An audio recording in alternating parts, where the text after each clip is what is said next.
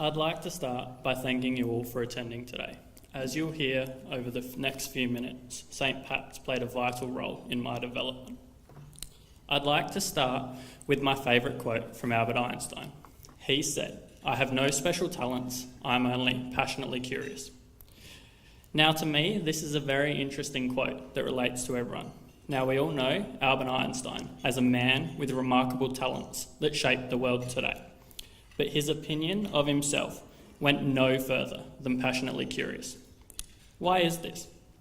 I feel everyone today has special talents, but the only thing driving us further is if we are passionate and curious.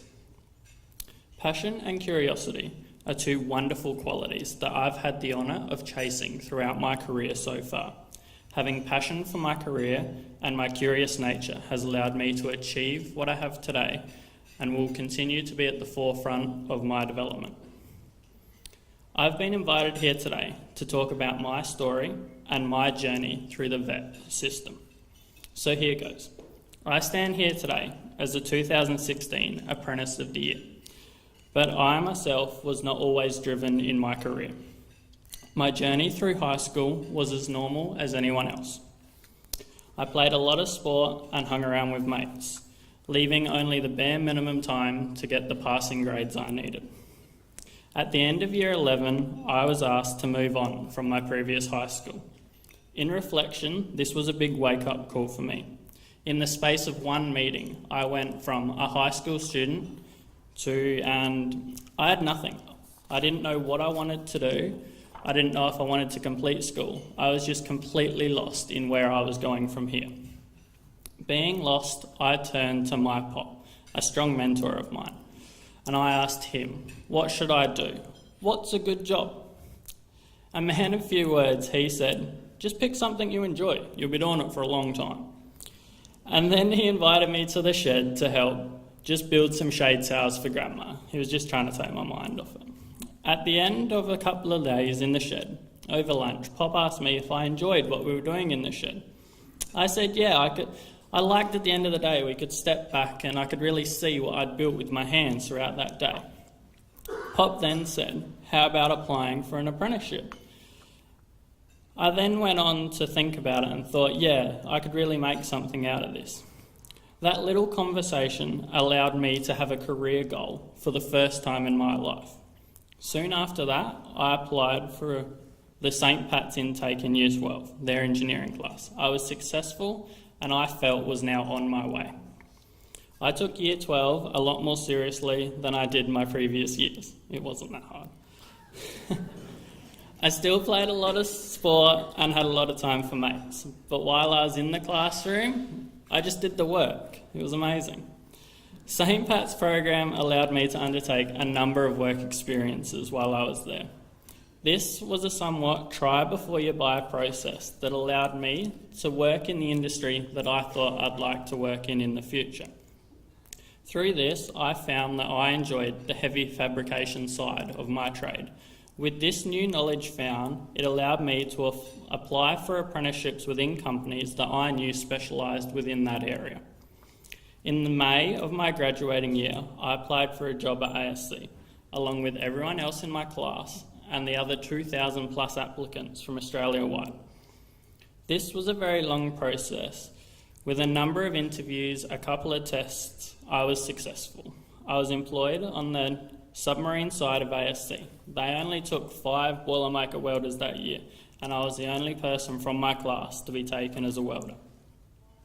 Throughout my time as an apprentice, I worked very hard, both at my studies and outside of work. I made sure I studied something every year. I wanted to make sure the development of myself was always moving forward, and I always made time to volunteer. I volunteered as a firefighter for a little over 3 years, and during that time assisted New South Wales with their Blue Mountains fires and was a part of the State Road Crash Rescue Team, where on the weekends I'd travel South Australia, empowering and skilling other volunteers to then go out and cut casualties out of accidents. I now do volunteer work with Fred's Van Gawler. We provide meals to the homeless and just people struggling with their finances.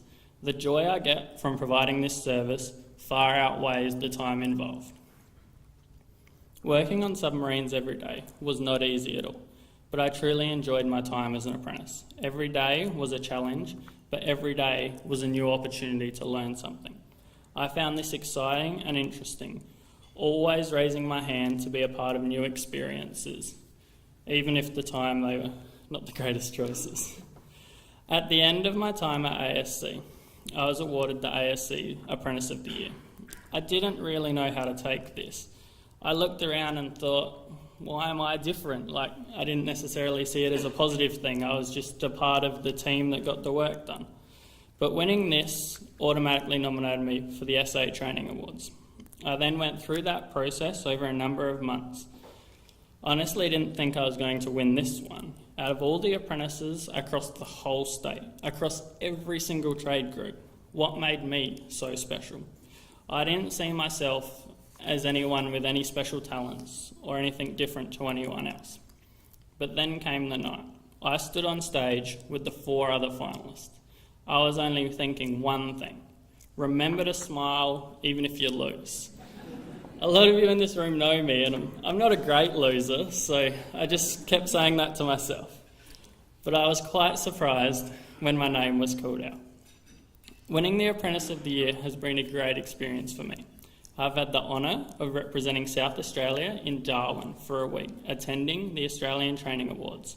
This, among a number of other activities, such as school visits, attending career days, has allowed me the opportunity to help students that find themselves in a similar position to what I was. I'm not choosing a path for them. I'm purely explaining different pathways available to them, encouraging them to set career goals for themselves and then be passionate about it and follow it. I continued my work as a tradie for a little over a year. I then decided that I'd try my hand at a new career. This was a huge decision for me, leaving a job I enjoyed to try something new. I had a number of conversations with my mentors and myself, and I decided that I was now passionately curious about a new career. With that in mind, I took the leap of faith. I am now a full-time student, and very poor, at the University of South Australia, studying a double degree in a Bachelor of Business Management and a Bachelor of Business Finance, Economics and Trade. I am truly loving the challenge, and I feel I have built the best foundation I could for myself. This VET pathway has allowed me to gain qualifications as a tradesperson and has given me a wide range of those cold-faced skills.